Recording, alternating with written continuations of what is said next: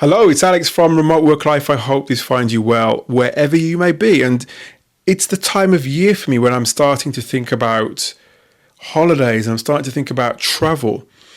And that's probably because you tend to see a lot of adverts pop up on places like YouTube and Google and on TV and wherever it is. You tend to see the travel companies, the airlines, talking about travel and putting all those sort of images in your mind to get you thinking about travel and starting to get you to book your travel destinations. But for me, it's more than that. Living somewhere like London, it's where you've got the hustle and bustle and the busy traffic and the noise and the pollution and all this sort of thing. And I've got kids. You think about, quite often, or at least I do anyway, I think about where else could we go? What else could we be doing? What other destinations are there? I've been in London for a long time. I used to travel around a lot more. I guess I used to be had a bit more of a nomadic lifestyle, although I was traveling within the UK, not necessarily internationally.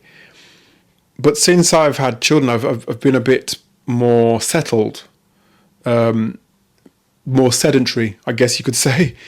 More work from home, work from co-working spaces. But as you get older and you see your children playing, and especially somewhere like the UK where the weather's cold, where there aren't as many opportunities to go out and play for the kids, or the weather's not conducive to going out as much, and there's all these different kinds of things, and the dark nights, etc. You've got quite young children, you may not think about these sorts of things as much, but if you're in a sort of a different climate, maybe, or yeah, so these are all thoughts that have just started to sort of enter my mind. And my children now are of an age where we've done a little bit of traveling, we've done a little bit of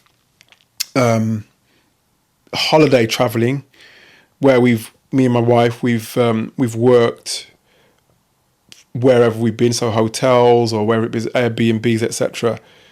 But yeah, I'd love to travel a lot more, I think, and it's kind of inspired me to start to make a list of different places that are not just a welcoming, but are sort of conducive to remote workers and are conducive to that whole lifestyle. Not necessarily digital nomad, because as I said, I'm not a digital nomad by any stretch of the imagination, but the digital nomad wave is definitely still there. It's I don't know if it's at its peak, but it's definitely something that countries and cities are trying to tap into. And it takes me back to a conversation that I had with Sandra Rausch of Safety Wing, where we were having this conversation. He was saying to me that countries and cities are going to start to compete for digital nomads, remote workers. This was at the height of the pandemic, or at least, was it the height? It wasn't the height. It was at the sort of the entry point, I guess, of the pandemic.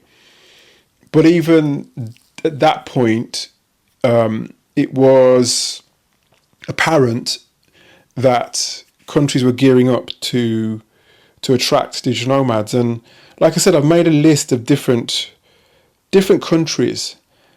And I'm sort of embarking upon some research at the moment where I'm looking into these different countries. And these are countries not just within Europe, but countries, Asia, yes, considering Asia, considering North America, South America, Caribbean islands as well. You don't often hear some of the Caribbean islands mentioned in terms of digital nomadism or remote work, but nonetheless, I'm doing my research, and there's lots of different aspects, as you can probably imagine, that you want to look into when you're doing your research for a place where you can live and work. And I mean, when I say live and work, I mean just on a short-term basis. I think one of the things at the top of my list is obviously safety and all that sort of thing is important, but internet speed. That's one big thing, because obviously without internet, literally it all kind of grinds to a halt. So Yeah, I'm just putting together a rough list. And if you've got any ideas as well, please reach out to me. In fact, even better, if you've actually visited some of the countries that I'm going to be, I suppose, highlighting, because I'm going to do one country each week. In the pod, I'm going to feature one country each week, and it may be every other week. It depends if if I can get some sort of cadence, some sort of rhythm into this whole thing, because this is something quite different for the podcast.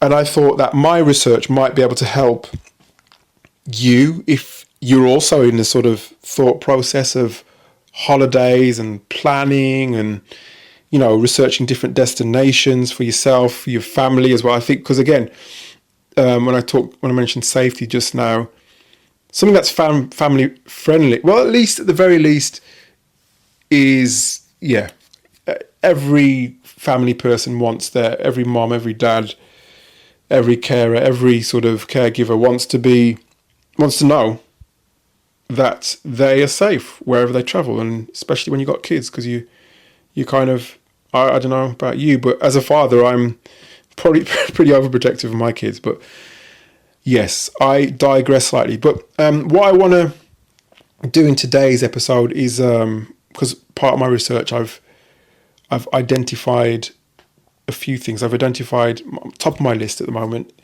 not necessarily for any particular reason, but Georgia was one of the countries that has come to light in my research. And Georgia seems to be, again, one of those countries, back to what I was saying about Sandra, is that one of those countries that is openly trying to attract digital nomads, remote workers. Why do I say that? Well, I say that because they have introduced, as of December 2023, let's have a look. They've, in fact, let's see. There's a website that I'm looking at. This is why I'm kind of hesitating.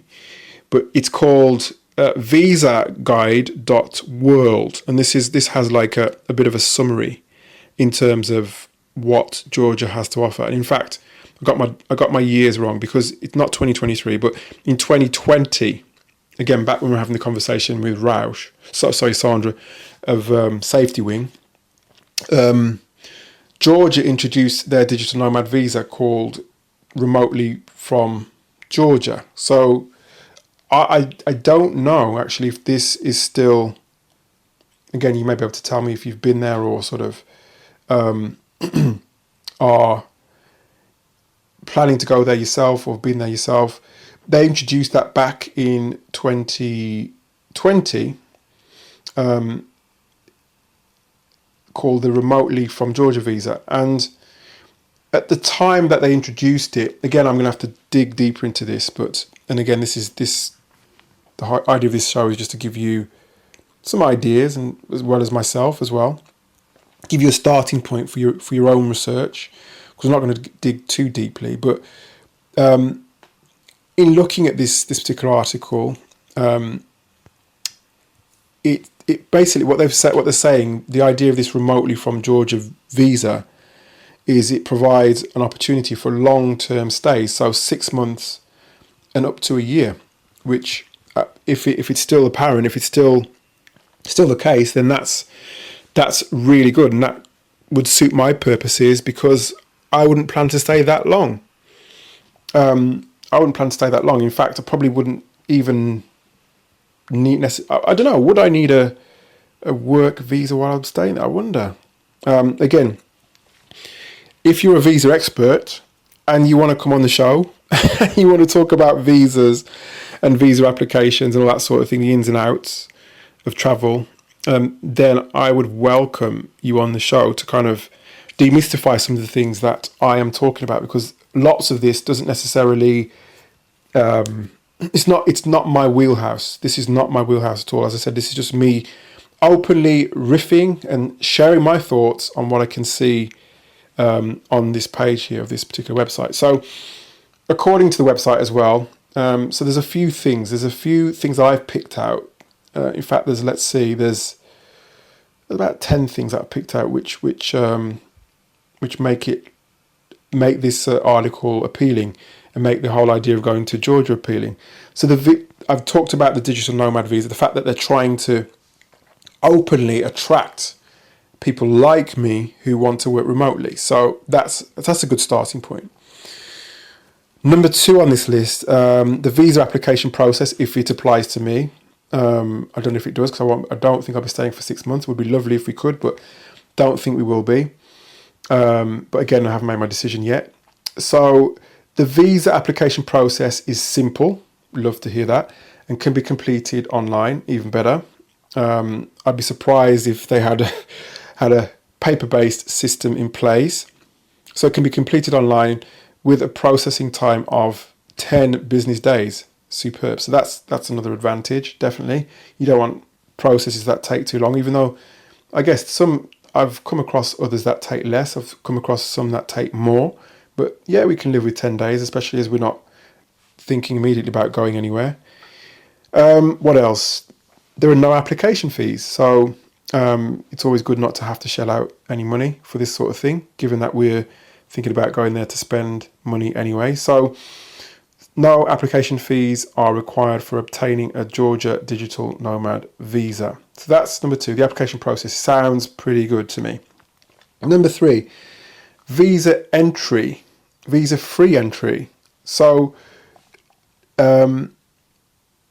okay, so another thing that kind of answers the question that I perhaps asked earlier on is that Georgia allows citizens from 95 countries to enter visa-free and stay for up to 365 days, providing flexibility for digital nomads. And again, this particular article that I've got, which probably I should link to in the sort of show notes, gives a whole list of the different countries that this applies to. So Australia, Botswana, Lithuania, Ukraine, Antigua and Barbuda, Bahrain, Estonia, Finland, Andorra, Slovenia. Yeah, the list goes. I'm not going to read every single one of the 95 different countries. And obviously I'm looking for the UK and it is there. So that would be a good point for me. There's Germany, there's St. Vincent and the Grenadines, Bulgaria, Ecuador, Japan, Portugal, Norway, Monaco, Luxembourg, Costa Rica, Kuwait. So countries from literally every continent. They're very liberal and very, when I say Georgia is very open to welcoming people by the sounds of it, which sounds very good. So yeah, so Georgia allows citizens from 95 countries to enter visa-free and stay for up to 365 days, providing flexibility. That's great. So that's number 3 on the list. Number 4 on the list, the tax benefits. So again, I don't know if this applies to me, how it applies to me, as somebody who wants to potentially stay in the country for a period of time, not necessarily 6 months to a year. But let's see, tax benefits until the 183rd day of stay. Digital nomads in Georgia are not required to pay taxes. After 183 days, the income tax is approximately 20%.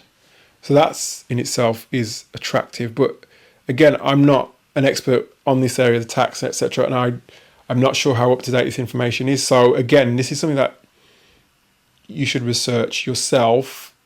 The stuff that I'm giving here, let me just say, this is not necessarily advice. It's just me opening up and I guess sharing some of my thoughts with you. So on anything I say today, please seek your own independent advice and do your own research.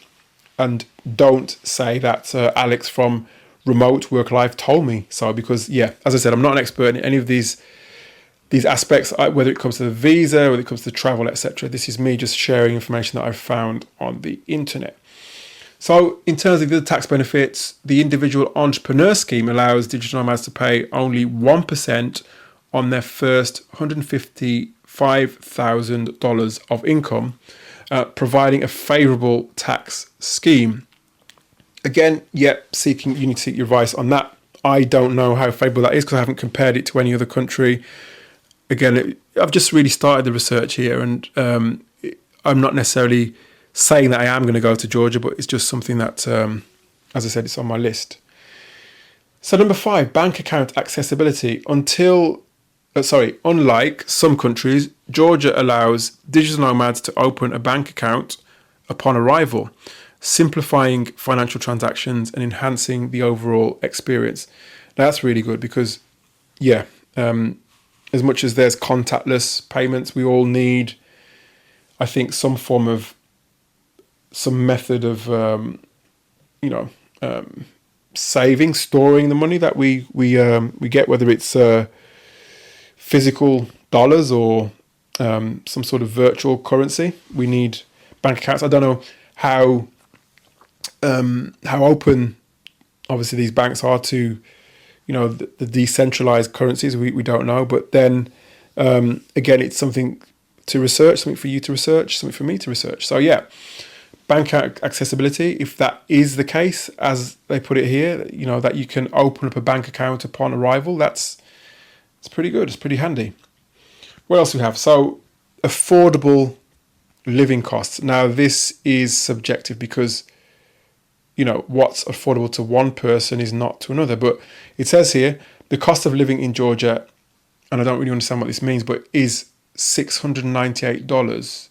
I think I need to look at that a bit more. Is that the monthly cost of living? Again, something I need to do a bit more research on, because it's always good to know in advance what the cost of living may be, and then in that way you can then compare it to where you are currently and see if it adds up, see if it stacks up.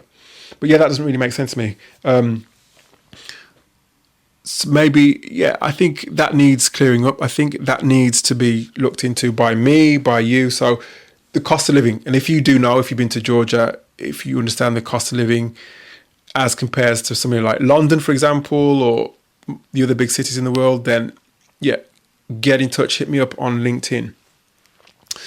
What else? Internet speed. That's a good one. That's near the top of my list as well. So what it says here, this is number 7 on the list, by the way. Georgia offers a good internet speed of 30.28 megabits per second, ensuring reliable connectivity for remote work. Now, that's okay. That's all right. I mean, again, somewhere like London, you're probably expecting around the 60 plus in terms of some of the more connected areas. I know, some of these internet companies, they will say one thing, you don't necessarily get what you pay for, but it's a little bit better than 30.28. But it's something that you can live with. I mean, for me, if I was going somewhere like Georgia for a short stay, I could live with that for a while. And if it meant I had to take some sort of mobile internet to tether my computer, then I would do that. But something to consider. And I think as I build, maybe what I'll do is I'll continue with these comparisons, and then continue with these sort of overviews of these different countries. And what that then does, it helps me to build like sort of comparisons of the different facets, the different sort of features of each country. So internet speed, that's number 7. Number 8 on the list, and something I was touching on before, living in a metropolitan area like London, especially if you're living right in the centre, it's cars, it's traffic, it's road, it's concrete, it's noise pollution, it's light pollution, it's all those different sorts of things. You don't often get to see the natural side of London unless you really go out and look for it. There are definitely different places you can go, but you have to travel to get to it. You have to travel through lots of traffic to get there. So number 8 on the list is natural beauty and culture. So what it says here, Georgia boasts beautiful landscapes, including mountains and beaches, lovely, offering opportunities for activities like hiking and skiing. The country is described as beautiful and welcoming, with excellent food and the oldest wine. So there's a lot there to be optimistic about when it comes to Georgia. Again, this is just information I've got off the internet. If you know about Georgia, as I said before, and you've been to Georgia, let me know. If you're from Georgia, if you're listening from Georgia, and you can sort of corroborate all these different, in inverted commas, facts that I'm putting your way, then get in touch. So natural beauty, that's number 8. Number 9. So let's see, eligibility criteria. I think I've covered that. So I mentioned, 95 countries. So I've already covered that. And that's kind of, that's definitely a positive. The fact that Georgia is open to so many different countries and citizens of different countries, that it's really good. Sorry for the background noise there. It's open to citizens of different countries, and they're eligible to apply for the Georgia Digital Nomad visa.